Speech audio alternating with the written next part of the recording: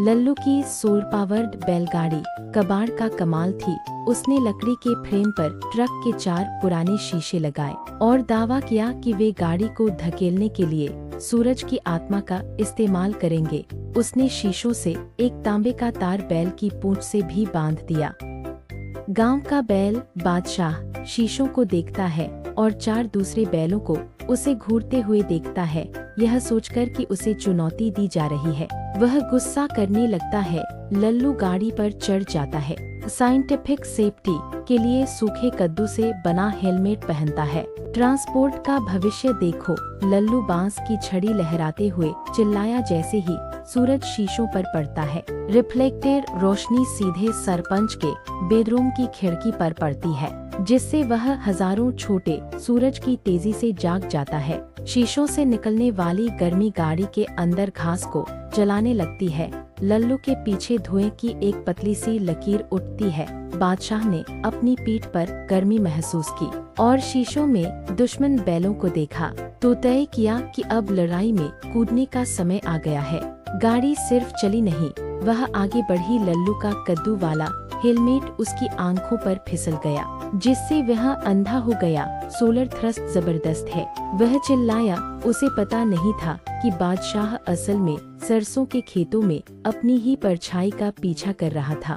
गाड़ी एक गड्ढे से टकराई और शीशे झुक गए। अब सूरज की रोशनी सीधे गुजरते हुए ट्रैक्टर के पिछले हिस्से पर पड़ रही थी। ड्राइवर को लगा कि उसका इंजन फट रहा है, इसलिए उसने गाड़ी एक खाई में मोड़ दी, जिससे तरबूजों का ढेर लुढ़क गया। बादशाह सीधे गांव के तालाब की ओर बढ़ा। लल्लू, जो अभी भी अपने कद्दू से अंधा था, अपनी स्पेस फ्लाइट के बारे में बताने में बिजी था। हम एस्केप वेलोसिटी तक पहुंच गए हैं। मैं कॉस्मिक हवा महसूस कर सकता हूं।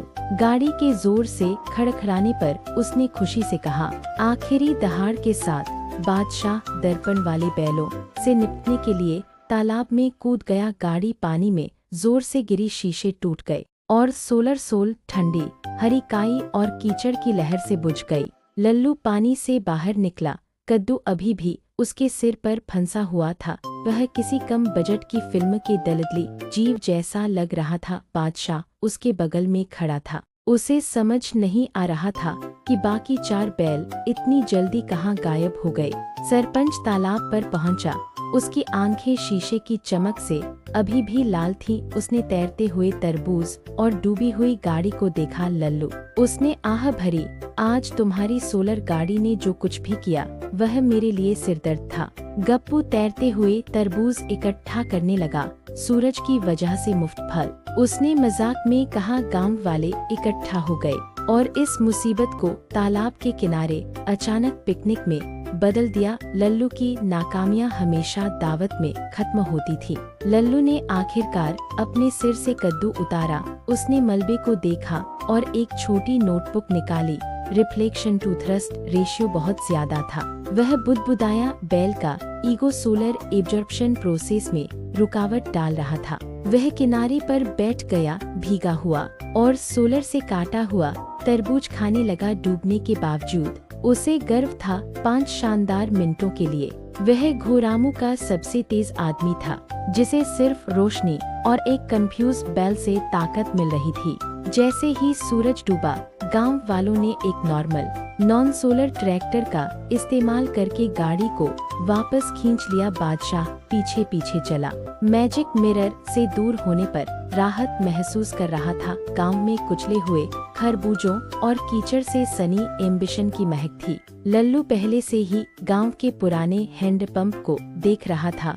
उसने टीटू से फुसफुसाकर कहा, एक ऐसे पंप की कल्पना करो जो पानी लाने के लिए चांद की ग्रेविटी का इस्तेमाल करता है। टीटू बस चला गया। गांव का बचा हुआ इकलौता रिंच एक गहरे गड्ढे में छिपा दिया।